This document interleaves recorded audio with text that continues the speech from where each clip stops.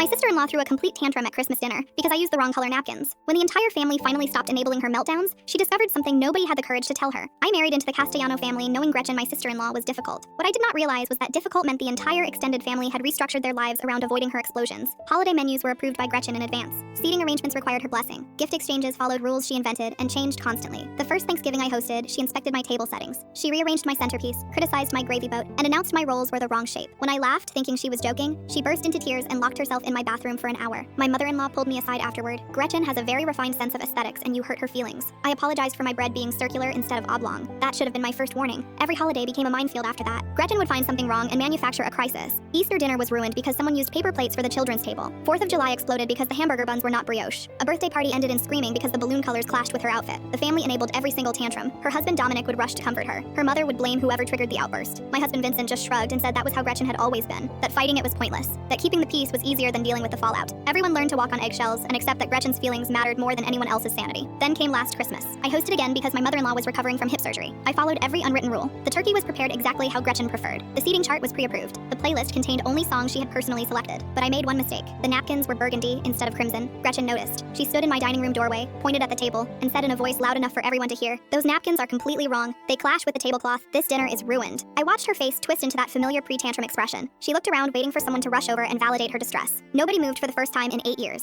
Her husband Dominic stayed by the fireplace, sipping his drink. Her mother remained seated on the couch, looking exhausted. My husband Vincent leaned against the kitchen doorway with his arms crossed. Even the cousins just stood there watching. The silence stretched for 10 uncomfortable seconds. "Did everyone hear me?" Gretchen demanded, her voice rising. My mother-in-law finally spoke from her chair. "Gretchen, sit down and eat dinner." "Excuse me? The napkins are fine. The food is ready. We are hungry. Sit down." Gretchen's face went through different expressions. Shock, confusion, rage, betrayal, more rage. Then something I had never seen before. Fear. "Is nobody going to say anything?" she asked, scanning the room desperately. "Dominic? Mom?" Her mother shook her head slowly. "We talked about this last week. The whole family talked. We are done rearranging our lives around your tantrums. Either sit down and enjoy Christmas like a normal person, or leave." The room stayed completely silent. Gretchen turned to her husband. "Dominic, say something." He looked at her for a long moment, then said quietly, "I love you, but I cannot keep doing this. Nobody can. We are all exhausted." I watched 8 years of carefully constructed power crumble in real time. Gretchen had built her entire identity around being the person everyone tiptoed around. Without that, she had nothing to stand on. "Fine," she finally said, her voice cracking. "I will just leave then, since nobody appreciates everything I do for this family." She grabbed her coat and stormed toward the door. Then she paused, clearly expecting someone to chase after her. Nobody moved. She left. The door slammed. Her car started and pulled away. We ate Christmas dinner in peace for the first time in nearly a decade. People laughed. Conversations flowed naturally. Nobody monitored their words or checked Gretchen's expression before speaking. My mother-in-law raised her wine glass halfway through the meal. "To burgundy napkins," she said, and to finally saying what we should have said years ago. Everyone clinked glasses while I sat there processing what had just happened. Gretchen did not speak to the family for 3 months. When she finally resurfaced, something had shifted. She was quieter, more careful. She still had opinions, but she no longer weaponized them. Turns out the only thing sustaining her tantrums was everyone's willingness to tolerate them. The moment that disappeared, so did her power.